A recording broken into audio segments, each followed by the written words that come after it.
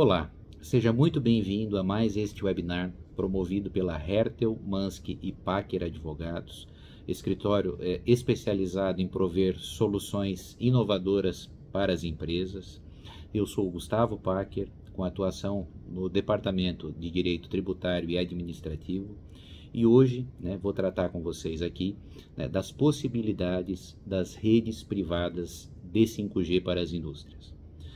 A primeira provocação que eu já gostaria de deixar é: você sabia que, independente dos prazos previstos no edital do leilão do 5G, a sua empresa já pode ter acesso à nova tecnologia?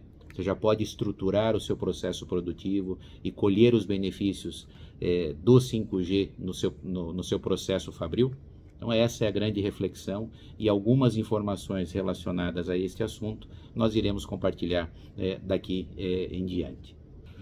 O tão conhecido edital do 5G, ele estabeleceu algumas diretrizes, algumas regras para que as operadoras que adquiriram aquelas faixas de frequência pudessem aí então dar efetividade à cobertura, levando aí essa nova tecnologia para todo o território nacional. Falando especificamente das cidades do interior, aquelas cidades com menos de 30, de 15 mil habitantes, elas têm prazos muito distantes para receber essa cobertura. Então, por exemplo, no universo de 295 municípios que existem em Santa Catarina, mais de 250 destes municípios passarão a contar com a cobertura do 5G em 2027, 2028, alguns até em 2030, que é o prazo final estabelecido pela Anatel para o cumprimento dessas obrigações. É desnecessário dizer que esses prazos tão elásticos, tão distantes, acabam por inviabilizar ou por atrasar demais o desenvolvimento aí, das indústrias, principalmente das indústrias no interior do estado. Então, dos 295 municípios, repito, 250 aproximadamente, tem menos do que 30 mil habitantes ou menos.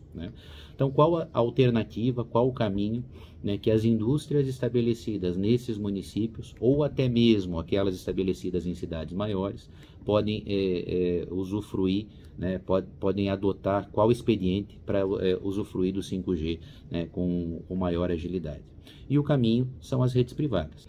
E essas redes privativas de 5G são a solução. Por quê? Porque elas permitem dimensionar, parametrizar exatamente as necessidades da indústria ao que será implantado. Então, uma empresa que demande uma latência mínima, que é o tempo de resposta do dispositivo com a rede. Então, vai ter critérios muito específicos, então ela vai poder ser atendida nesse sentido. Critérios de segurança, critérios de mobilidade.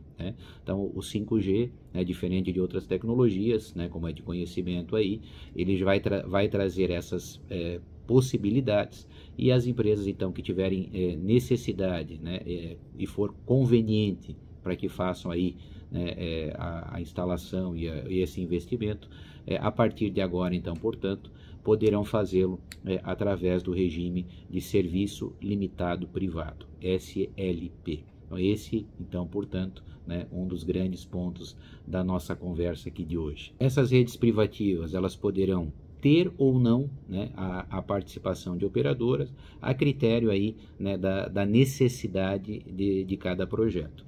Uma rede de 5G, ela é basicamente construída por 3 elementos.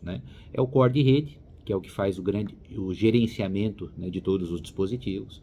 Ela tem uma estrutura de radiofrequência, portanto, as antenas são instaladas estrategicamente para que os dispositivos possam dialogar com a rede, e tem toda uma estrutura de backhaul, que é o que faz o contato desta rede com o ambiente externo.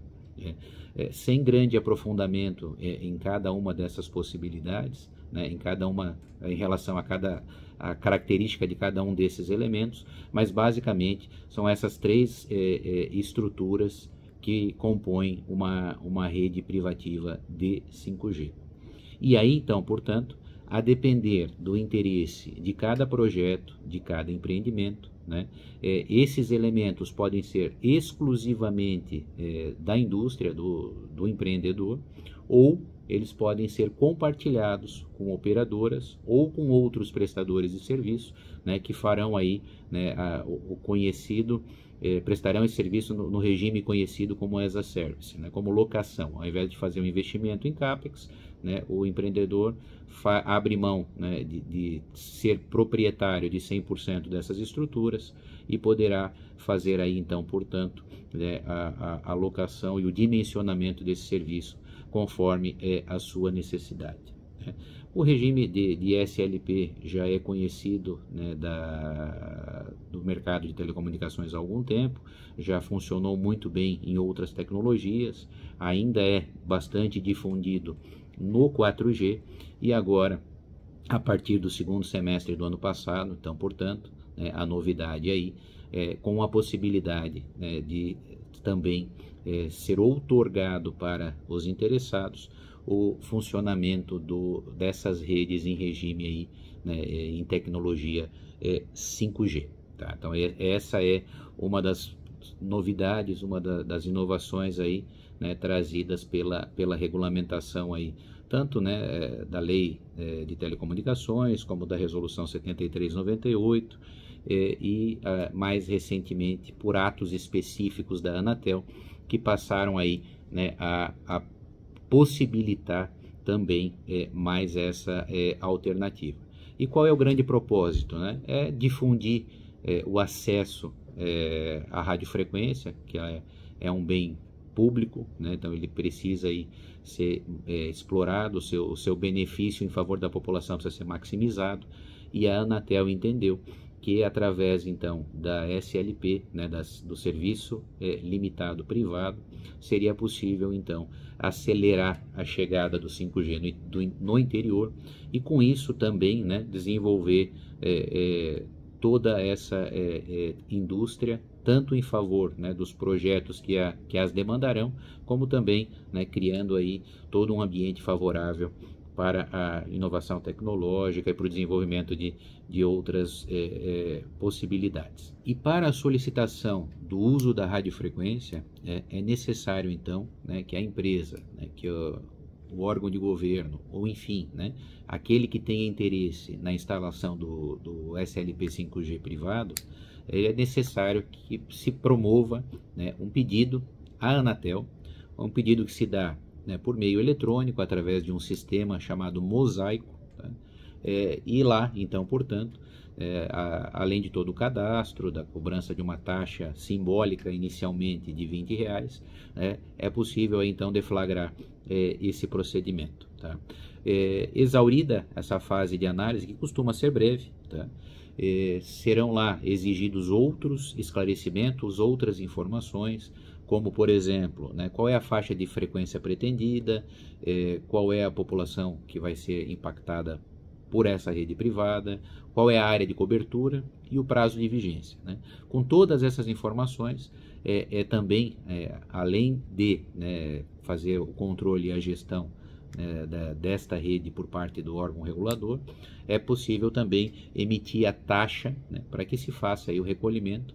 Essa taxa, a título de exemplo, existe uma cartilha muito didática, né, emitida pela própria Anatel, que estabelece um exemplo aqui de uma taxa de R$860 para uma área aí de cobertura de aproximadamente 1 km² na cidade de São Paulo, né? Então, os custos, né, administrativos, os custos de regulação são bastante diminutos, é bastante barato, né, para obter aí a autorização e a outorga, então, portanto, né, dessas redes. Vale lembrar, a outorga é fundamental porque nós estamos tratando de uma frequência de comunicação regulada, né, diferente de outras que existem aí, né?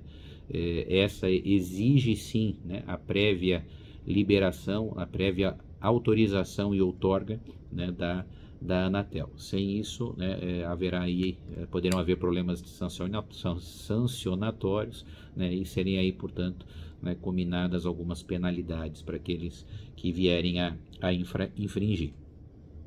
Além disso, é importante destacar também que essas faixas de frequência não são estáticas, né? Dependendo também da necessidade de cada projeto, a solicitação de frequência ela pode variar. Tá? Então existem aí algumas frequências disponíveis, né? Neste material que mencionei, elas estão aqui também bastante detalhadas. Vou deixar o link aqui para facilitar aí, né, quem tiver interesse em mais informações. Então, por exemplo, a faixa mais comum é de 3.7 GHz, essa é aquela que se convencionou chamar, né, de C-band. Então essa deve ser a que é utilizada com maior frequência aí, né, pelas indústrias. Por quê? Porque ela é muito próxima da frequência pública, permite algumas interações, equipamentos nessa frequência são mais comuns de serem encontrados, e as aplicações então aí, né, tendem a ter maior facilidade, né, de serem encontradas, implantadas, desenvolvidas e até mesmo, por que não dizer, aperfeiçoadas. Mas outras frequências comuns também, né, podem ser a de 2.4 MHz, 2400, né, e também os millimetric wave lá, 27,5 a 28 praticamente MHz. Então, enfim, né, questões mais técnicas, né, de engenharia de telecom, mas permitem aí, né, que o empresário, que o empreendedor tenha conhecimento de que existem diversas possibilidades aí colocadas à disposição, para que ele possa aí buscar, né, maior eficiência para o seu empreendimento, né, buscar diferenciação para o seu negócio e principalmente, né, implantar uma condição de vantagem estratégica para integrar esta operação, né, com outras aí de seus fornecedores e clientes ou outros parceiros. Os benefícios que a gente já consegue mapear para essas redes, né, que são aqueles da indústria 4.0, que principalmente, né, permitirão aí ter autonomia. Então o empresário não estará mais à mercê, né, dos interesses comerciais de eventuais operadoras, então ele poderá, né, já de imediato lançar mão, né, da rede privada em seu favor. Ele permite a democratização, né, do acesso ao 5G, né, por conta daqueles prazos longos existentes no edital, né, de até 2030. Então, com esse procedimento, né, de imediato é possível acessar aí os benefícios dessa nova tecnologia. Trata-se também, né, de uma rede de altíssima qualidade, permite baixa latência, confiabilidade e segurança. Então, portanto, ela permite aí sofisticar alguns planejamentos para que a indústria 4.0 venha de fato aí a se materializar. Temos visto aí, né, pelo mundo afora, robôs autônomos, né, movimentação de estoque sem participação humana, né, isso permite aí controle de maior dinâmica de movimentação de carga, então traz aí alguns benefícios interessantes e dependendo do setup de cada operação, pode ser conveniente também. O tempo de resposta entre os equipamentos é mínimo, a famosa latência, né? Então dependendo da aplicação, né, desde a área de saúde, enfim, né, áreas que exijam aí controle e tratamento crítico, elas podem ser aí também viabilizadas através do 5G. O monitoramento em tempo real de todas as etapas do processo produtivo, né? Então é possível aí, né, fazer um acompanhamento pleno, né, de todo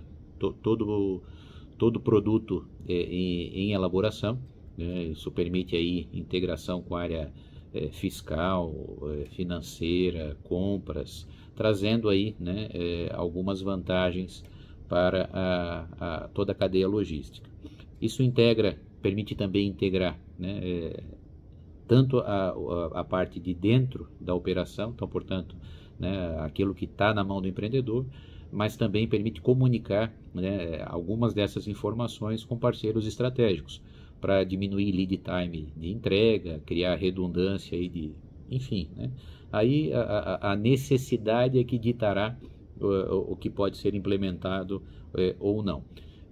Tem se visto também com muita frequência o controle de biometria facial de colaboradores, né, para evitar aí, né, alguns problemas, por que não dizer, né, mas permite aí uma maior dinâmica de acesso às plantas, maior controle e habilita aí também, né, várias outras aplicações.